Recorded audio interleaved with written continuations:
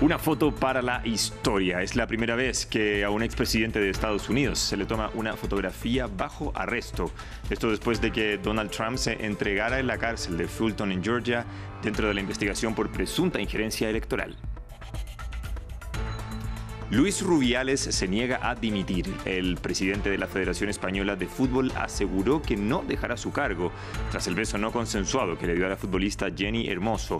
Rubiales aseguró que se defenderá ante la justicia. Y el Kremlin ha calificado de mentira los señalamientos que indican que el gobierno ruso estaría involucrado en el siniestro aéreo en el que habría fallecido Yevgeny Prigozhin. El portavoz del Kremlin aseguró que los hechos siguen bajo investigación. ¿Cómo están ustedes? Soy Francisco Velasco. Bienvenidos a las noticias. Comenzamos con la foto que está dando la vuelta al mundo. Es el retrato policial de Donald Trump, luego de que el expresidente de Estados Unidos se entregara a las autoridades en una cárcel de Atlanta, en Georgia, por el proceso que se adelanta en su contra por presuntamente intentar revertir su derrota en ese estado en las elecciones de 2020. El republicano pagó la fianza de $200,000 que pedía la fiscalía y fue puesto en libertad. Valentina Torres Sánchez tiene los detalles. Una imagen para la historia, la foto policial del expresidente Donald Trump, el preso con identificación P011-35809. El exmandatario se entregó a las autoridades en la prisión del condado de Fulton, en Atlanta, en una breve comparecencia de alrededor de 20 minutos, en la que pagó la multa impuesta por la justicia de $200,000. Posteriormente retornó al aeropuerto de Atlanta, donde se dirigió a los medios. Realmente creo que es un día muy triste para Estados Unidos. Nunca debió pasar. Si cuestionas unas elecciones, deberías poder hacerlo. Pensé que eran unas elecciones robadas y debería tener el derecho de hacerlo. En este proceso, Trump está acusado de 13 delitos, entre ellos ser la cabeza de una organización criminal que intentó revertir su derrota en las elecciones de 2020. Si es declarado culpable de todos los cargos, podría ser condenado a una pena de hasta 76 años. Ha defendido en reiteradas ocasiones que todo se trata de una caza de brujas y ha salido victorioso entre sus seguidores. Actualmente es el favorito de cara a las primarias republicanas. No podía no venir a apoyar a mi presidente Trump. Él revivió la economía, nos sacó de las guerras, nos dio independencia. Pero no todos opinan lo mismo. Hoy también salieron a las calles de Atlanta ciudadanos que condenan su actuar. Muestra que incluso si tienes todo este dinero y poder, aunque seas la persona más poderosa de Estados Unidos, no estás por encima de la ley y eso tiene consecuencias. Esta es la cuarta imputación en contra de Trump y al tratarse de un proceso judicial estatal, el magnate no podría indultarse en caso de volver a la presidencia.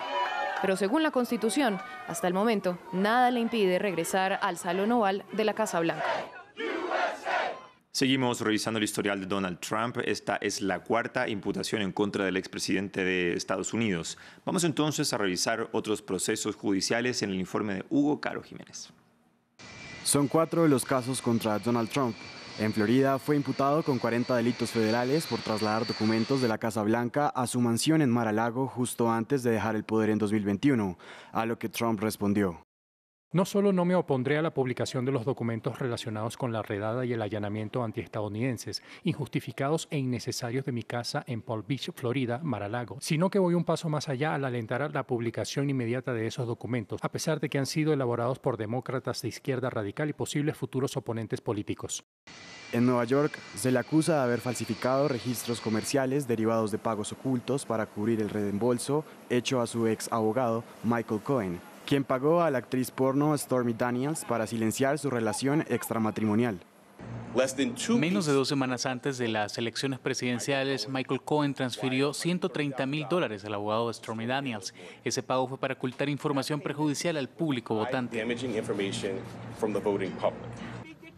Otro caso que enfrenta al expresidente es el del Distrito de Columbia, con 4 cargos federales por haber intentado revertir los resultados de las elecciones presidenciales en 2020 y haber instigado al asalto al Capitolio en 2021. El presidente Trump está bajo asedio de una manera que nunca antes habíamos visto. El presidente, su equipo legal y todos los involucrados. Con todo esto, 2024 será un concurrido año para Trump, que además de tener que saldar sus cuentas con la justicia, aspira a la nominación republicana de cara a las elecciones de 2024. En España, Luis Rubiales, presidente de la Federación Española de Fútbol, se negó a dimitir a su cargo por el escándalo del beso no consensuado a la futbolista Jenny Hermoso. Ante la Asamblea de la Federación, el directivo criticó al feminismo y señaló que todo hace parte de una persecución en su contra. La Fiscalía ha abierto una investigación por agresión sexual. Más detalles con Luis Muñoz. Bochorno histórico. Después de filtrar el jueves su dimisión, Luis Rubiales, presidente de la Federación Española de Fútbol, se negó el viernes a dimitir en una asamblea general. No voy a dimitir. No voy a dimitir. No voy a dimitir. Habló de que hay, según él, un asesinato social contra su persona, culpó al falso feminismo y tildó el beso de la discordia de piquito que le podría dar a sus hijas. Y bueno, y el asunto del beso, que he dicho que es libre, que es mutuo, que es consentido. Todo esto entre aplausos de los seleccionadores españoles de fútbol masculino y femenino. De hecho, Rubiales anunció la renovación y el aumento del salario a Jorge Vilda, recientemente ganador del Mundial de Fútbol Femenino, y aseguró que emprenderá acciones legales contra la vicepresidenta del Gobierno de España, Yolanda Díaz, y la ministra de Igualdad, Irene Montero. Estas respondieron en la red social X. Lo que hemos visto hoy en la Asamblea de la Federación es inaceptable.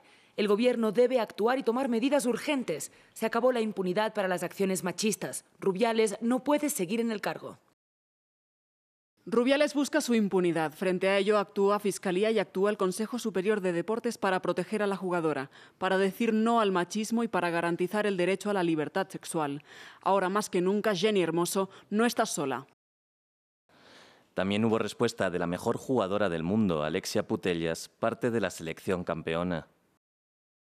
Esto es inaceptable, se acabó. Contigo, compañera Jenny Hermoso. Esto cuando la Fiscalía Española emitió un comunicado en el que anuncia una investigación contra Rubiales por agresión sexual. Vamos ahora a Rusia. El Kremlin ha calificado de mentira los señalamientos que indican que el gobierno ruso estaría involucrado en el siniestro aéreo en el que habría fallecido Yevgeny Prigozhin. El portavoz del Kremlin aseguró que los hechos siguen bajo investigación. Los detalles con nuestra corresponsal en Moscú, Javier Colas.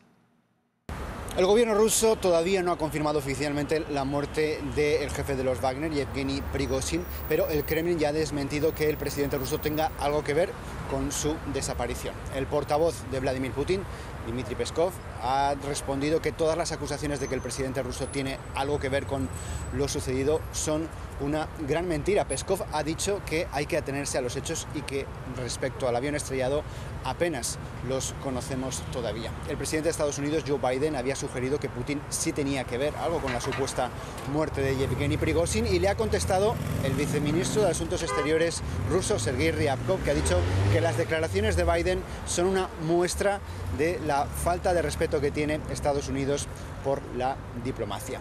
Dmitry Peskov, por cierto, ha dicho que Wagner no tenía ninguna entidad legal en Rusia, aunque sí que ha reconocido su importante papel a la hora de luchar contra Ucrania. La muerte del líder del grupo Wagner, Yevgeny Prigozhin, ha despertado suspicacias y se une a la de numerosos enemigos del Kremlin que han fallecido en circunstancias sospechosas. Opositores como Alexei Navalny o Sergei Skripal estuvieron a punto de morir envenenados y hay casos aún más escabrosos como el del ex agente de inteligencia Alexander Litvinenko. Analistas internacionales consideraban a Yevgeny Prigozhin un muerto andante tras pasar de ser uno de los grandes aliados de Vladimir Putin a rebelarse en su contra y luego abandonar Rusia. Los hechos que rodean su muerte han despertado sospechas y se unen a una larga lista de fallecimientos y envenenamientos de críticos y opositores al Kremlin que han quedado sin condena. El 20 de agosto de 2020, Alexei Navalny, una de las figuras más prominentes de la oposición rusa, fue envenenado en un viaje de Tomsk a Moscú. Posteriormente, un agente ruso confesó que rociaron su ropa interior con el agente nervioso Novichok. Navalny se salvó gracias a que el avión aterrizó de emergencia y pudo recibir atención médica. Posteriormente fue tratado en Alemania. Tras volver a Rusia fue condenado y actualmente cumple varias condenas que suman más de 20 años de prisión. Otro caso emblemático fue el envenenamiento con el mismo agente del doble espía ruso que sirvió al servicio secreto británico, Sergei Skripal, que junto con su hija Julia fue hallado desmayado en un parque de Salisbury en Reino Unido. Ambos sobrevivieron y se confirmó que el Novichok fue esparcido en la manija de la puerta de su casa. Las autoridades culparon al gobierno ruso del ataque y Moscú tildó los señalamientos de tonterías y a Skripal de traidor a la patria. En otro episodio emblemático, el exoficial del Servicio Federal de Seguridad rusa, Alexander Litvinenko, fue envenenado con polonio 210, una sustancia radiactiva que había ingerido en un té que le causó la muerte. Había recibido asilo político en Reino Unido, donde acusó a los servicios secretos rusos de actos terroristas que, según él, ayudaron a llevar a Putin al poder. En medio de su agonía, dijo públicamente que el Kremlin ordenó su asesinato. En ninguno de los casos el gobierno ruso ha aceptado algún tipo de responsabilidad y siempre ha desestimado cualquier acusación en su contra. Más de 100.000 personas han sido evacuadas en el este de Pakistán por las inundaciones, producto de la histórica crecida de un río en el estado de Punjab. Las autoridades trabajan contrarreloj para rescatar a los ciudadanos, en lo que ya se considera el peor desbordamiento del río en 35 años.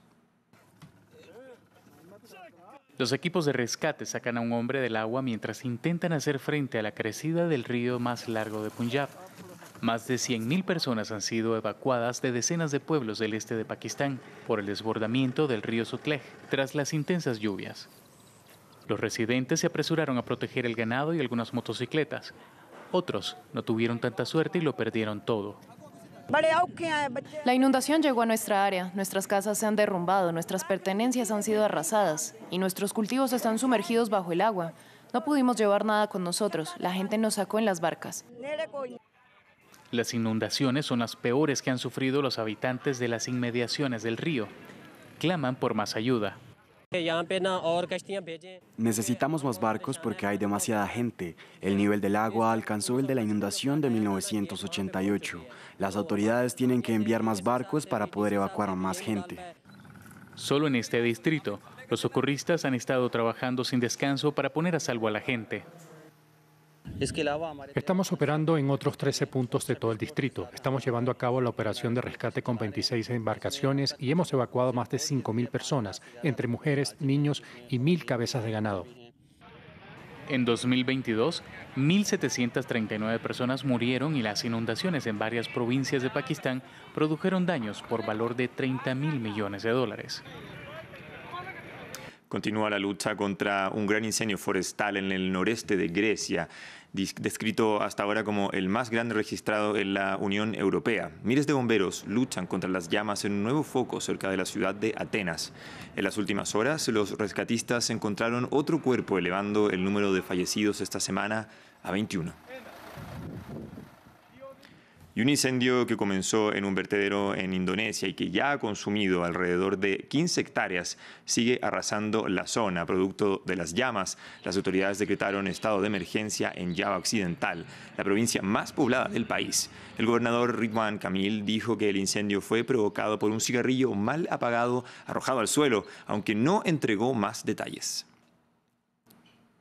Y el Canal de Panamá extiende sus restricciones de paso de embarcaciones por al menos 10 meses, debido a la escasez de agua que enfrenta en la actualidad.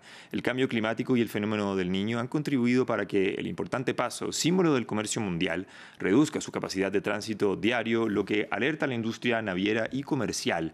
Los detalles con Hugo Caro Jiménez. El agua escasea en el Canal de Panamá. La administración del paso fluvial planea mantener las restricciones en el tránsito de embarcaciones de gran calado por el canal debido al bajo nivel del agua. Por lo mínimo 10 a 12 meses que tenemos enfrente, eso se va a mantener, tanto el calado como la disminución en los cupos diarios. A pesar de que la medida busca darle espacio al canal para recuperarse de la sequía y de esta manera conservar más agua mientras que llega la próxima temporada de lluvias, se podría crear un cuello de botella si los barcos que necesitan transitar no reservan su paso con tiempo. Nosotros tradicionalmente para esta época del año no hacíamos medidas de ahorro de agua porque había suficiente agua. Entonces esas medidas que empezamos en enero las estamos manteniendo todo este periodo para poder ver si el lago sube. La falta del agua del canal es atribuida al fenómeno del Niño y el cambio climático. El paso de las embarcaciones diarias por el canal pasó de 40 a 32. El tránsito de un solo barco requiere de 200 millones de litros de agua dulce, algo que no es posible para la totalidad de buques en un solo día en la actualidad. Y así llegamos al fin de este bloque informativo. Quédese con nosotros para más noticias.